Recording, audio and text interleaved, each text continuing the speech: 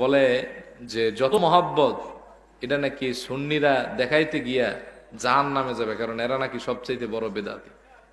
তো এরকম নাউজুবিল্লাহি মিন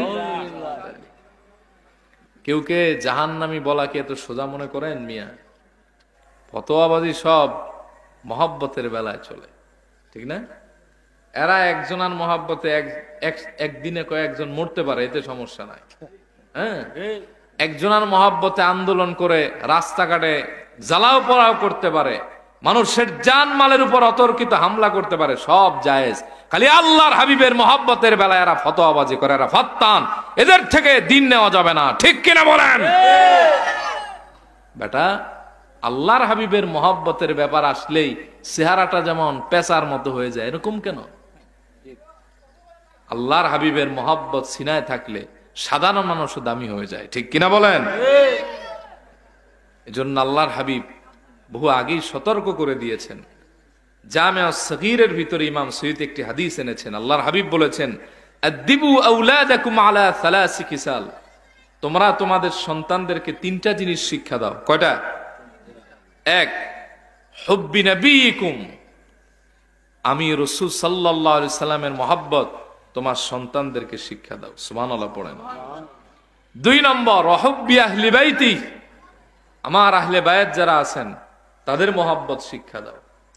তিন নম্বর, কিরাআতিল কোরআন, তোমার সন্তানদেরকে কোরআন তেলাওয়াত শিক্ষা দাও। কারণ ফাইন্না হামালাতাল কুরআনি ফি যিল্লিল্লাহি ইয়াওমা লা যিল্লা ইল্লা যিল্লুহু মা আম্বিয়াইহি ওয়া আসফিয়াইহি, কেননা যে অন্তরে কোরআন ধারণকৃত থাকবে কিয়ামতের কঠিন ময়দানে, যেই দিন আল্লাহর আরশের ছায়া ছাড়া কোনো ছায়া থাকবে না, ওই দিন কোরআন ধারণকৃত লোকটি আল্লাহর আরশের ছায়া তলে নবী এবং ওলিদের সাথে একত্রিত হয়ে অবস্থান করবে। সুবহানাল্লাহ পড়েন।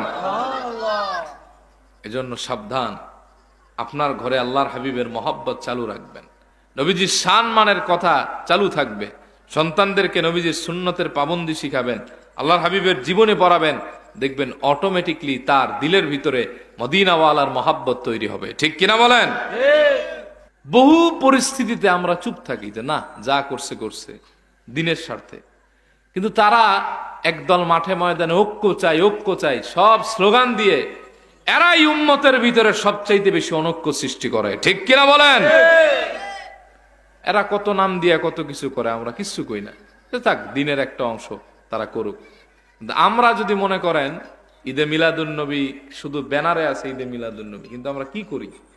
নবীজের উপর সালাতু সালাম পেশ করা হয়, মোবারক রেলি যাত্রা হয়, আল্লাহর হাবিবের শান ও মানের জিকির হয়, হ্যাঁ, তাবারুকের ব্যবস্থা হয়, কোন কোন জায়গায় কোরআন তেলাওয়াত হয়, নাচ সন্ধ্যা হয়, একটাও কি হারাম? বলেন, কথা কন না কামিয়ে, একটাও হারাম? এইগুলি করলে তারা দেখবেন যে একবারে আমাদের এমন মনে করে যে আমরা সব গোষ্ঠী শুদ্ধ আগেই জাহান্নামের তলদেশে আছি, ঠিক না? কিয়ামতে আপনারাও উঠবেন, আমরাও উঠবো, ঠিক কিনা বলেন? সেদিন দেখা যাবে কে নবীজির মহব্বত হৃদয়ে লালন করে জান্নাতে যায় আর কে কাঠগড়ায় ফেসে যায়, ঠিক কিনা বলেন? 10,000 15,000 ওয়াজ পাবেন তাদের বক্তাদের, হায় হায় খালি কাটিং ওয়াজ, অমুক ওয়াজ তমুক ওয়াজ, একটা দুইটা ওয়াজ পাবেন না 5 মিনিটেরও যে নবীজির মহব্বতের উপর একটা ওয়াজ করছে, একটা নবীজির সম্মানের উপর ওয়াজ করছে। আর নবীজির সম্মানের ওয়াজ যেখানে সারা হয় দেখবেন না শুনে কয় এগুলো সব দইব জাল, কিচ্ছু পড়া নাই। এরকম কিছু ভাইরা আছে, আল্লাহ তাদের হেদায়েত দান করুক, বলি আমিন।